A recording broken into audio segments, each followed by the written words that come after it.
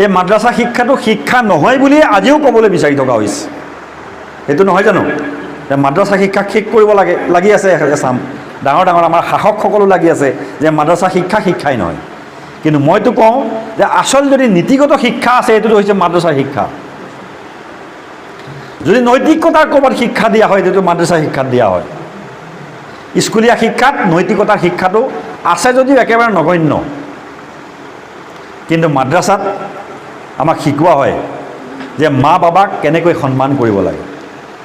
কোৰাণত লিখা আছে যেতিয়া মা বাবা বৃদ্ধ হৈ যায়, মা বাবা যেতিয়া বৃদ্ধ হৈ যায় তেতিয়া মা বাবাক তোমালোকে উফ বুলিও নক'বা, মানে মনত কষ্ট লগা দুখ লগা কথা তোমালোকে নক'বা। এইটো কোৰাণে হুকুম কৰিছে। আল্লাহৰ ফয়ছলা, আল্লাহৰ ইবাদত কৰিব লাগিব আৰু লগতে মা বাবাৰ লগত এহছান কৰিব লাগিব। আল্লাহৰ হুকুমৰ লগত আল্লাহৰ ইবাদতৰ লগত কোৰাণে মা বাবাৰ সন্মান আৰু মা বাবাৰ মৰ্তবা আল্লাহ তালাই ৰাখিছে। কিন্তু আজি আমাৰ কি হৈছে? আজি আমাৰ ল'ৰা ছোৱালী কোৰাণৰ পৰা বহুত দূৰ, হাদিছৰ পৰা বহুত দূৰ, ইছলামৰ পৰা বহুত দূৰ। আজি আমি মুছলমান হৈছোঁ সঁচা, কিন্তু আমি মুছলমান আমি জানো পঢ়ি পেলাই হৈছোঁ? আমি ইছলামক ষ্টাডি কৰি পেলাই হৈছোঁ জানো? নাই হোৱা। আমি খানদানী মুছলমান হৈ আছোঁ। মা বাবা মুছলমান কাৰণে ময়ো মুছলমান। যদি মোৰ মা বাবা মুছলমান নহ'লহেঁতেন হয়তো মই চাগে মুছলমান নহ'লোহেঁতেন। আল্লাহ নবী সাল্লাল্লাহু আলাইহি ওয়াসাল্লামে কৈছে যে তোমালোকৰ আখলাক আৰু চৰিত্ৰ এনেকুৱা হ'ব লাগে যে তোমালোকৰ আখলাক চৰিত্ৰ দেখি আন মানুহে তোমালোকৰ প্ৰতি আকৰ্ষিত হ'ব লাগে। যে মুছলমান সকলক চাই আন মানুহ চলিবৰ কাৰণে আমাক আল্লাহ নবী সাল্লাল্লাহু আলাইহি ওয়াসাল্লামে হুকুম কৰিছে। আল্লাহ নবী সাল্লাল্লাহু আলাইহি ওয়াসাল্লামে কৈছে বুইছতু মুআল্লিমান, মই নিজে শিক্ষক হৈ আহিছোঁ।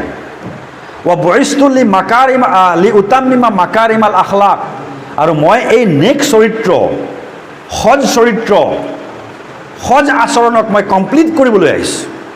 আল্লাহ নবী সাল্লাল্লাহু আলাইহি ওয়াসাল্লামে আমাক সজ আচৰণ কমপ্লিট কৰি পেলাই তেওঁ দেখুৱাইছিলে। কেনেকৈ দেখুৱাইছিলে? তেওঁ ইমান নম্ৰভাৱে মানুহৰ লগত কথা পাতিছিলে। কোনোবা যদি তেওঁক মাতিছিল ইয়া ৰাছূলুল্লাহ, যদি এইফালৰ পৰা মাতিছিল তেখেতৰ আখলাক, তেখেতৰ চৰিত্ৰ ইমান নমনীয় আছিল, ইমান মানুহৰ মানে প্ৰতি আকৰ্ষিত আছিল তেখেতৰ চৰিত্ৰ। যদি কোনোবা এইফালৰ পৰা মাতে ইয়া ৰাছূলুল্লাহ, তেওঁ এনেকৈ নাচাইছিল, তেওঁ পূৰা মানুহজন ঘূৰি পেলাই তেওঁৰ ফালে চাইছিল। মানে তেওঁক সন্মান প্ৰদান কৰিছিল, তেওঁক সন্মান প্ৰদৰ্শন কৰিছিল। যিকোনো মানুহেই হওক, তেওঁ সমাজৰ যিকোনো স্তৰৰ মানুহ হওক, তেওঁক সন্মান প্ৰদৰ্শন কৰাটো আমাৰ নবী হজৰত মুহাম্মদ মুস্তাফা সাল্লাল্লাহু আলাইহি ওয়াসাল্লামৰ এটা আদৰ্শ, এটা সুন্নত আছে। কিন্তু আজি আমাক এইফালৰ পৰা মানুহে মাতি আছে, পিছফালৰ পৰা মাতি আছে, মই নিজৰ কামত ব্যস্ত হৈ আছোঁ, এই ৰচোন মাতি আছোঁ নহয়। এই আখলাক যদি আমাৰ হয় তেনেহ'লে আমি আমাৰ নবী হজৰত মুহাম্মদ সাল্লাল্লাহু আলাইহি ওয়াসাল্লামৰ উম্মত বুলি আমি দাবী কৰাটো আমাৰ কাৰণে যুক্তিসংগত হ'ব নোৱাৰে। আমাৰ নবী সাল্লাল্লাহু আলাইহি ওয়াসাল্লামে যেতিয়া মানুহক কোনো উপদেশ দিছিলে, ইমান সুন্দৰকৈ, ইমান অমায়িকভাৱে, ইমান মিঠা মাতেৰে তেওঁ উপদেশ দিছিলে যে এই উপদেশটো কোনোবা এজনে শুনাৰ পিছত তেওঁ নমনাৰ কোনো কথাই থাকিব নোৱাৰে। কাৰোবাক কিবা হুকুম কৰিলে তেওঁ ইমান সুন্দৰকৈ, ইমান আখলাক আৰু চৰিত্ৰ এটা সুন্দৰ ৰূপত তেওঁ হুকুম কৰিছিলে যে সেইজন মানুহে দিল ও জান কুৰবান কৰি দিছিলে যে আল্লাহ নবী সাল্লাল্লাহু আলাইহি ওয়াসাল্লামে এটা হুকুম কৰিছে মোক, মোৰ জিন্দগী গুচি যাওক কিন্তু এই হুকুমটো মই পালন কৰিবই লাগিব। কিয়? যে ইমান মৰমেৰে আল্লাহ নবী সাল্লাল্লাহু আলাইহি ওয়াসাল্লামে মোক এইটো হুকুম কৰিছে। এই আছিল আমাৰ নবী, আমাৰ নবীৰ আখলাক, আমাৰ নবীৰ চৰিত্ৰ। এবাৰ নবী কৰিম সাল্লাল্লাহু আলাইহি ওয়াসাল্লাম সেই সময়ত নবুৱত প্ৰাপ্ত হোৱাই নাছিল, নবুৱত তেখেতক দিয়াই নাছিল, তেওঁ নবীয়ে হোৱা নাছিল, 40 বছৰ হোৱাই নাছিল। নবী কৰিম সাল্লাল্লাহু আলাইহি ওয়াসাল্লাম নবুৱতে কিমান চনত পাইছিলে, কিমান বছৰত পাইছিলে? 40 বছৰ। 40 বছৰ হোৱাই নাছিল, অলপ সময় বাকী আছিল। এজন ইহুদী, আমাৰ নবীৰ চৰিত্ৰ আখলাক কেনেকুৱা আছিল মই সেই ক'বলৈ গৈছোঁ। এজন ইহুদীয়ে তেখেতৰ পৰা কিবা এটা সামান কিনিলে, কিবা এটা বস্তু কিনিলে আৰু পইচা দিম বুলি তেওঁ ঘৰলৈ গ'ল। ঘৰলৈ গৈ আল্লাহৰ কি হুকুম সেই ইহুদীজন পাহৰি গ'ল ঘৰত গৈ। এই যে আল্লাহ নবী সাল্লাল্লাহু আলাইহি ওয়াসাল্লামৰ লগত ৱাদা কৰিছিল যে মই এতিয়াই উভতি আহি আছোঁ, ৱাদা, প্ৰতিশ্ৰুতি, মই এতিয়া আহি আছোঁ, তুমি ৰখি থাকা। আমাৰ নবী কোন আছিলে? সাদিক আৰু আমিন আছিলে সেই সময়ত। গোটেই মক্কাৰ মানুহে তেখেতক সাদিক আৰু আমিন বুলি মাতিছিলে। সাদিক মানে সত্যবাদী, আমিন মানে বিশ্বাসী, আমানতদাৰ, যাৰ ওচৰত আমানত ৰখা হয় খেয়ানত নকৰে। বেংক, আমি বেংকত টকা পইচা থওঁ, বেংক আমাৰ কাৰণে আমিন, আমি যেতিয়াই আমাৰ টকা পইচা বিচাৰোঁ বেংকে ঘূৰাই দিবলৈ দায়বদ্ধ, এইজনক আমিন বুলি কয়। সেই সময়ত মক্কাত কোনো বেংক নাছিল, এটাই বেংক আছিল, নাম আছিলে হজৰতে মুহাম্মদে মুস্তাফা সাল্লাল্লাহু আলাইহি ওয়াসাল্লাম। মক্কাৰ সেই সময়ত বহুত ডাঙৰ ডাঙৰ চৰ্দাৰ আছিলে, উতবা, শেবা, আবু জেহেল, আবু লহব, বহুত ডাঙৰ ডাঙৰ ছেইটছ আছিলে, মাৰ্চেণ্ট আছিলে। তেওঁলোকৰ টকা পইচা থোৱাৰ এটাই জেগা আছিলে, আমানতদাৰ জেগা, মুহাম্মদে মুস্তাফা সাল্লাল্লাহু আলাইহি ওয়াসাল্লাম।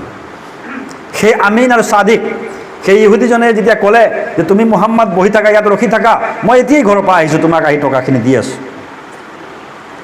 মুহাম্মদে মুস্তাফা হয় সেইজন, ৰখি আছে, অপেক্ষা কৰি আছে, আহিব আহিব আহিব আহিব।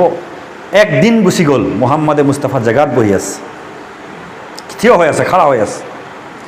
দ্বিতীয় নম্বৰ দিন গুচি গ'ল, মুহাম্মদে মুস্তাফা তেতিয়াও থিয় হৈ আছে, আহিব, ৱাদা কৰি গৈছে, ৱাদা কৰি গৈছে। মুহাম্মদ সাল্লাল্লাহু আলাইহি ওয়াসাল্লামক কৈছে, ৱাদা কৰিছে, তুমি আহা, মই ইয়াত খাৰা হৈ আছোঁ। 3 নম্বৰ দিন পাৰ হৈ গৈছে, তাৰপিছত ইহুদীজন আহিছে, মনত পৰিল হঠাৎ, মইতো মুহাম্মদক তাত থৈ আহিছোঁ। হঠাৎ মনত পৰিছে আৰু আল্লাহৰ নবী সাল্লাল্লাহু আলাইহি ওয়াসাল্লামক গৈ দেখিছে, তেওঁ ৰাস্তাত য'ত থিয় হৈ আছে, তেওঁ থৈ আহিছিলে, তাতেই তেওঁ হুবহু থিয় হৈ আছে। সুবহানাল্লাহ।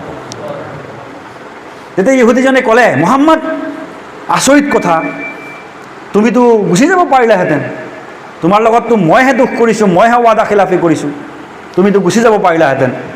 তেতিয়া মুহাম্মদ সাল্লাল্লাহু আলাইহি ওয়াসাল্লামে ক'লে যে মই মুহাম্মদ হয়, যদি আজি মুহাম্মদ ইয়াৰ পৰা গুচি গ'লহেঁতেন, বিশ্বৰ আহিব লগা গোটেই জীৱনৰ যিমান মুছলমান আছে, সকলো মুছলমানেই বা সকলো যিমানে আছে ইতিহাসত লিপিবদ্ধ হৈ থাকিলেহেঁতেন যে মুহাম্মাদে এটা সময়ত এজনক ৱাদা কৰি পেলাই ৱাদা খিলাফি কৰিছে।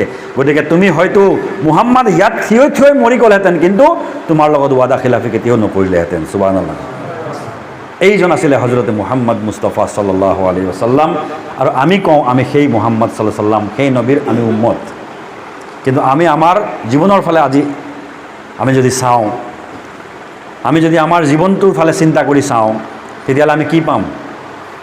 আমি কাৰোবাৰ পৰা টকা 1000 ধাৰলৈ লওঁ, যে অহাকালি দি আছোঁ, অহা পৰহি দি আছোঁ, 10 তাৰিখে দি আছোঁ, এসপ্তাহৰ পিছত দি আছোঁ।